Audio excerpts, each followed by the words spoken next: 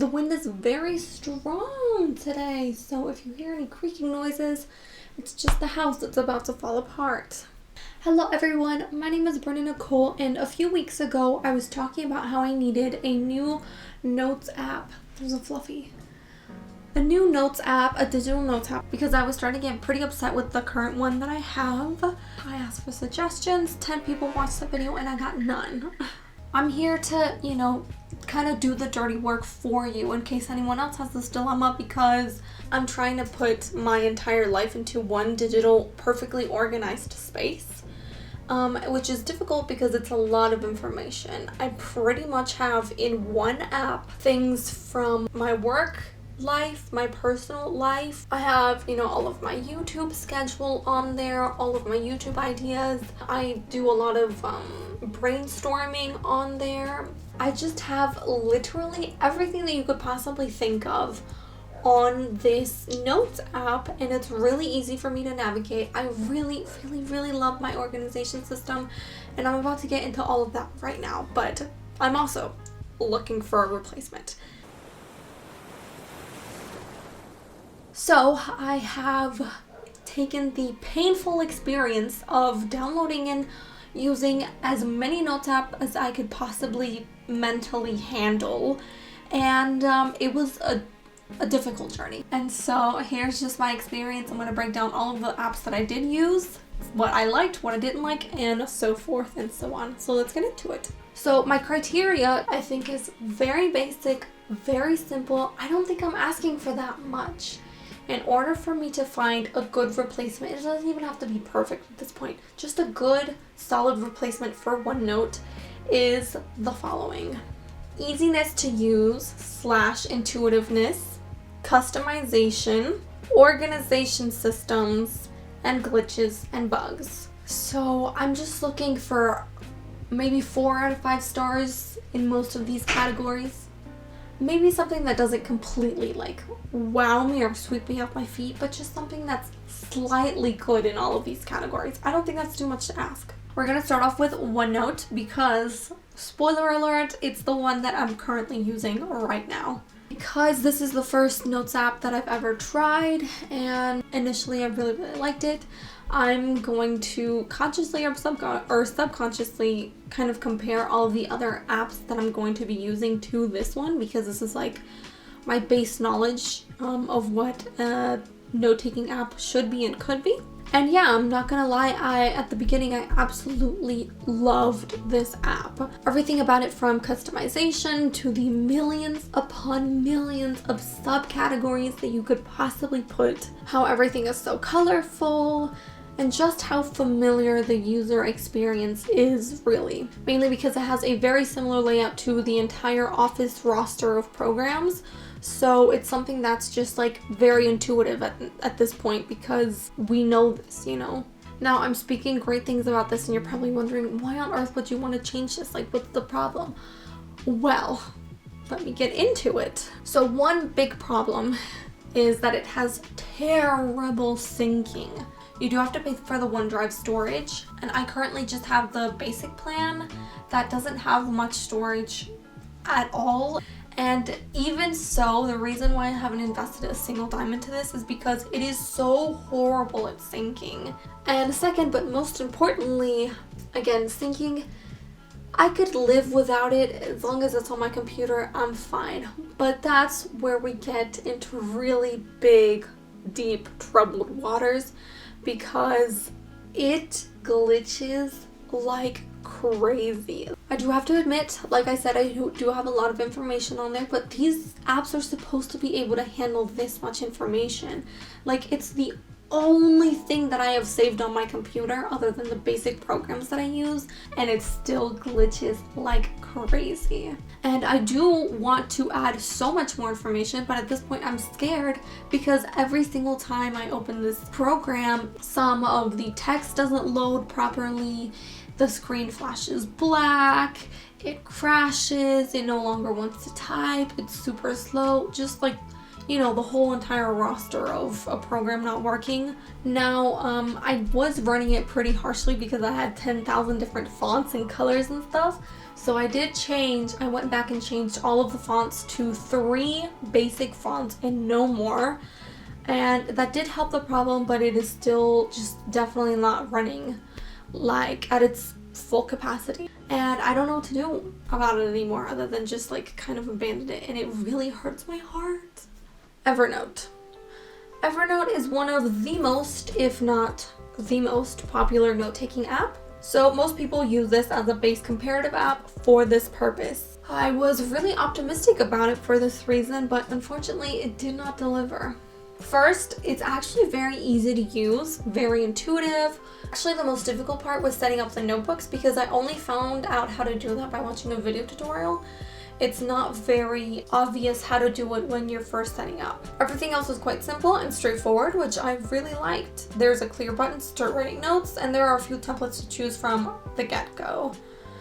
You can add many different types of media, which is a very big bonus. And you can customize the templates completely. In terms of customization, it's not terrible, but it's not like great either. There's a few selection of fonts and colors and the basic text formatting.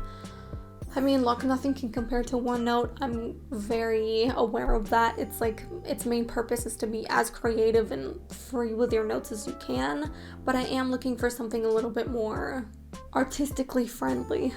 It also has a very basic menu bar at the top that has all the basic features, and it automatically set me up on dark mode, which is fine. It wasn't really hard to change. As far as organization, however, this is where my biggest problems lie. In order to have the notebooks set up in the order that you want, you have to number them because you cannot manually move their placement. The click and drag, they are set up in an order, whether it's alphabetical or in the order that you made them, and that is it. You can only have 2 subcategories in the notebooks, which is pretty wild to me. I know a lot of people have said that they've complained about this, but nothing has changed so far. Notebooks can be grouped into 1 category, but that's also basically it. Also, the actual notes can't be moved manually because they follow the same order structure as the notebooks. So you have to number them yourself.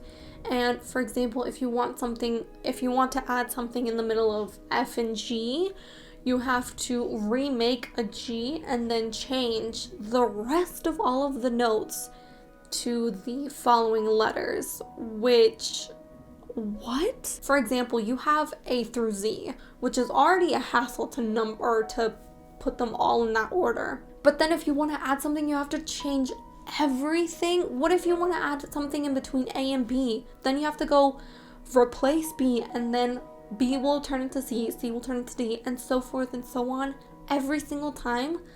That's where I'm like, okay, it completely lost me in that aspect. They do pride themselves for their tag system to solve this problem, but if I could organize my notes, then there would be no reason that I would need to tag my things. Also, this is the only app where your notes don't show up on the left-hand side of the menu bar. You have to actually favorite them for them to show up.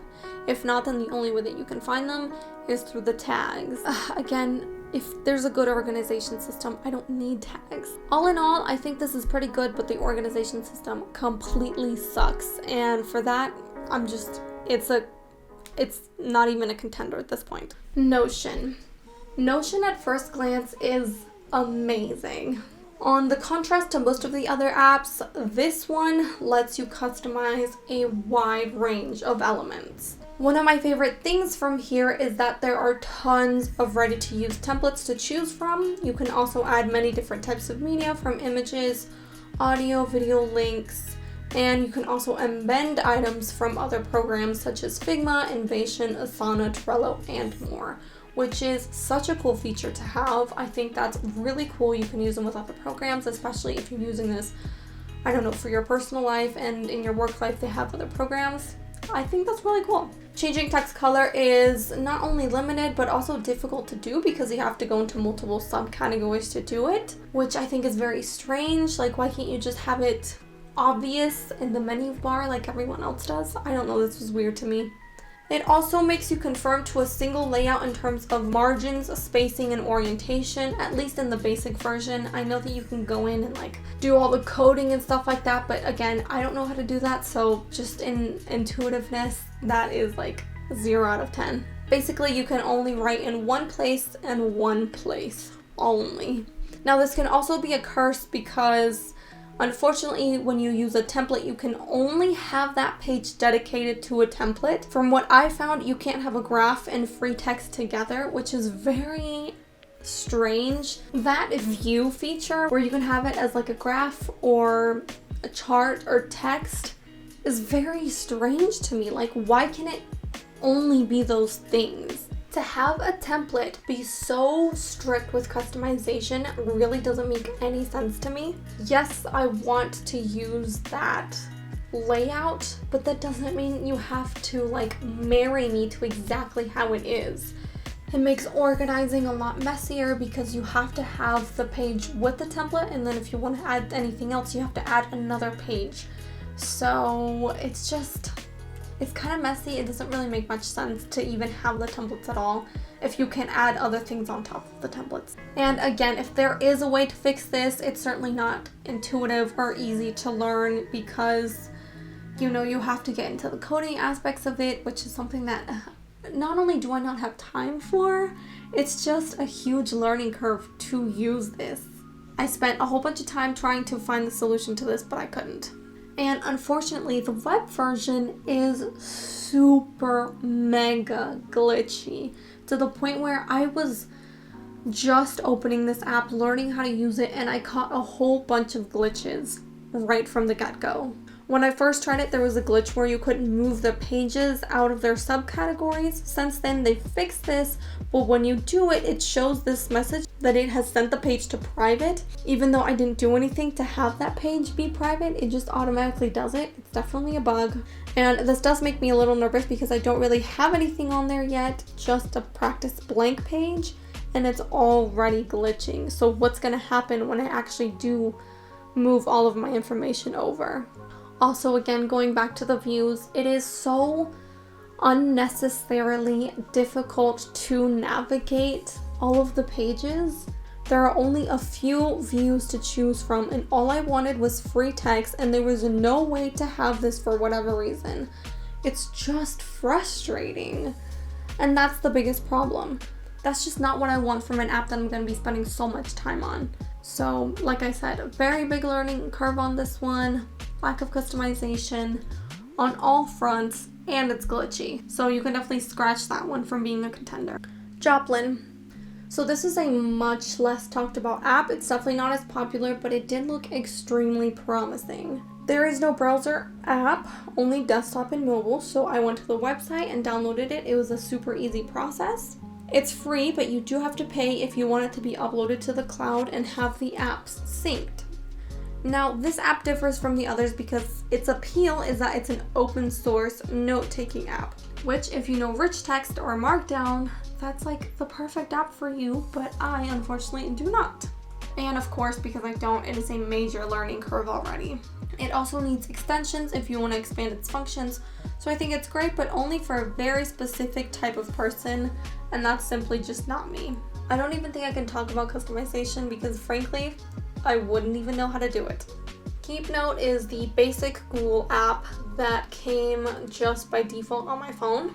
I've been using it for years and I don't really have too much to complain about. It basically doesn't have many features other than what any very basic note-taking app has. You can't change fonts, you can't even change the formatting like putting bold or italics. You can, however, change the color of the background of the note from these pre-selected colors and images. You can have checkboxes, but when you choose this option, it does not allow you to write regular text underneath it. The entire note will only have checkboxes. It also only allows, to my knowledge, images as other forms of media. It also, which I think is one of the coolest functions from this app, lets you have the option to convert it directly into a Google Doc from the note. It gets a little difficult to accept an invite to a note when sharing with other people, and the syncing when you're writing live with the other person on the same note is just not very good. It takes a very long time to sync up. This is just way too basic for me, and it doesn't really have all of the functions that I'm looking for. The only organization system that it has is tags, and I'm not really interested in that. Again, I want subcategories, and this is just way too basic. Zoho Notebook. This app is a lot lesser known as well, but it works surprisingly well. Although it is slightly too simple for my taste, it is more complex than KeepNote. Here, the whole gist of it is that you can have notebooks that can have notes within them. It only supports a few types of media like code images, text, audio, freehand sketches, and links. They don't offer more subcategories past just the notes inside of the notebook, but they do have tags, of course. Customization wise, you can change the basic text formats, including highlighting text, and you can also change the color of the page. As far as notebook covers, they give you a few images to choose from, or you can upload your own. And I actually think this is one of my favorite just simple note-taking apps because it does have some form of organization, but it's not too complex and it works really well. I may actually end up using this one instead of KeepNote because I just like the organization better, and it does have a few more functions than KeepNote. I encountered no problems using this app, but I do worry what would happen with lots of information uploaded to their servers. Obsidian. Honestly, I had every intention of trying this app, but then I opened the web page and I was so overwhelmed by the preview images that I had to back out. It just doesn't look like it's the app for me. I mean, take a difference between my OneNote notes and the Obsidian examples. There's many reviews on YouTube that are way better than mine would have ever been, so if you want to take a look at this app, you can check those out. So at this point, it just kind of feels like I'm back to square one. OneNote is definitely pushing me into a corner, and I'm growing more and more desperate to try and find a replacement. So if you know any notes apps that could be a good match for me, please leave them in the description below. I hope I've done justice to all of these apps. It was not an easy feat to try to explore all of them in a short amount of time, but I did try my best, except for Obsidian, of course. So let me know which ones you liked and you would like to try out. And yeah, that's all for this video. My name is Brenda Nicole. Please subscribe, and I'll see you guys on the flip side. Bye.